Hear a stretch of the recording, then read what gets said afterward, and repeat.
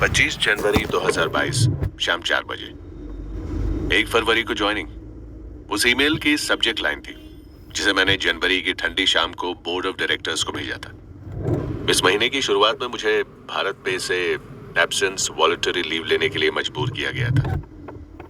एक $3 बिलियन, लगभग 20,000 करोड़ की कंपनी, जिसे मैंने पिछले 3.5 सालों में बहुत तेजी से बनाया था, उसके फाउंडर और मैनेजिंग डायरेक्टर के रूप में।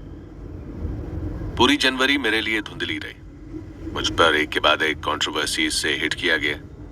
रैंसम कॉल से जो शुरू हुआ था वो एक लीक्ड ऑडियो बन गया, और फिर लीक्ड लीगल नोटिस, और फिर कोटक बैंक द्वारा दिए गए मनमाने बयान।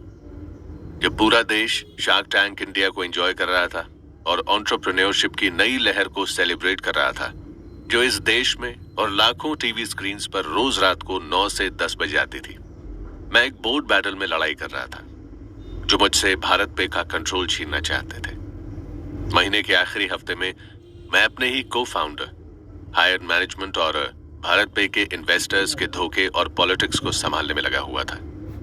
एक बार जब मैं इस वॉलंटरी लीव पर गया तब मुझे पता चला कि भारत पे के मालवीय नगर वाले ऑफिस के लॉक बदल दिए गए थे, सीसीटीवी बंद कर दिए गए थे, मेरे ऑफिस और डेस्कटॉप को तोड़ दिया गया था और वहां पर बाउंसर तैनात कर दिए गए थे। न केवल ये चीजें अजीब थीं बल्कि गलत भी थी, और जब मैंने इस हरकत का एक्सप्लेनेशन मांगा तब बोर्ड ने मुझे कोई जवाब नहीं दिया।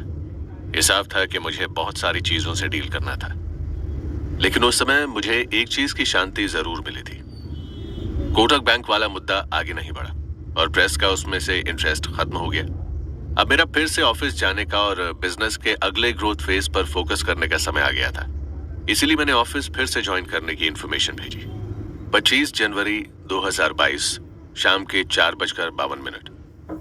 मैं घर पर अपनी डेस्क पर बैठा था और जनवरी के सूरज की किरणें मेरे कंधों पर पड़ रही थी। उस वक्त मैं काफी सारी प्रॉब्लम्स के बारे में सोच रहा था जिन्हें मुझे सॉल्व करना था। खास करके हमें नए बैंकिंग लाइसेंस को यूनिटी एसएफबी पर ऑपरेशनलाइज करना था। ये पहला लाइसेंस था जो रिजर्व बैंक ऑफ इंडिया ने किसी इंडियन फिनटेक कंपनी को दिया था, और हमें परेशान पंजाब और महाराष्ट्र कोऑपरेटिव बैंक पीएमसी का टेक ओवर भी कंप्लीट करना था। ये वीएसएस यानी सचिन बंसल नहीं था, बल्कि अशनीर ग्रोवर था, जिसने पहली बार किसी फिनटेक को मिलने वाला बैंक लाइसेंस जीता था। ये कोई छोटा मोटा अचीवमेंट नहीं था। मुझे यकीन था कि ये कंपनी को और भी ऊंचाइयों पर ले जाएगा, लेकिन ये बहुत बड़ी रिस्पॉन्सिबिलिटी भी थी, क्योंकि हमें पहले 1 लाख डिपॉजिटर्स को उनके कैपिटल का एक्सेस देना था, जो उनके पीएमसी बैंक अकाउंट में 2 साल से फंसा हुआ था। मेरा थॉट प्रोसेस मेरे इनबॉक्स में एक ईमेल आने की नोटिफिकेशन के साथ ही टूट गया। उनकी सब्जेक्ट लाइन थी 11th बोर्ड मीटिंग के लिए शॉर्ट नोटिस। सरप्राइज की बात यह है कि मैंने फिर से ऑफिस कंटिन्यू करने का प्लान किया। ये कंपनी को इन्फॉर्म करने के 1 घंटे के अंदर ही मुझे भारत पे के कंपनी सेक्रेटरी से मेल आया था, जिसमें मुझे इन्फॉर्म किया गया था कि शॉर्ट नोटिस पर एक बोर्ड मीटिंग रखी गई है, जो अगले 3 घंटे में ही थी। हम रात की 8 बजे जूम पर मिलने वाले थे। मुझे एक बहुत बड़ा शॉक लगा जब मैंने एजेंडा नाम की फाइल पर क्लिक किया। उसके आइटम नंबर 5 ने मुझे हैरान कर दिया।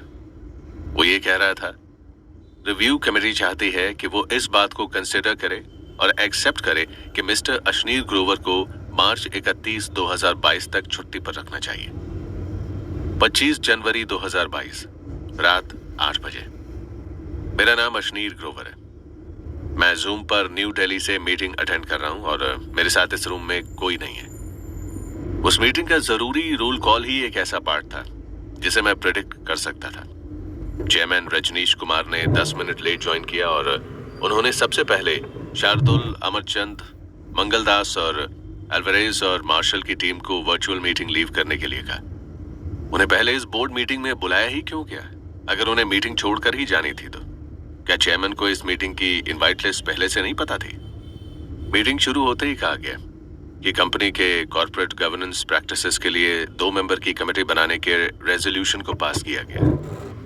इस 22 जनवरी 2022 को बनाई गई कमेटी ने Shardul, Amarchand, Mangaldas and co law firm की सर्विसेज 23 जनवरी को ली, और उन्होंने accounting firm Alvarez and Marsal की भी सर्विसेज ली।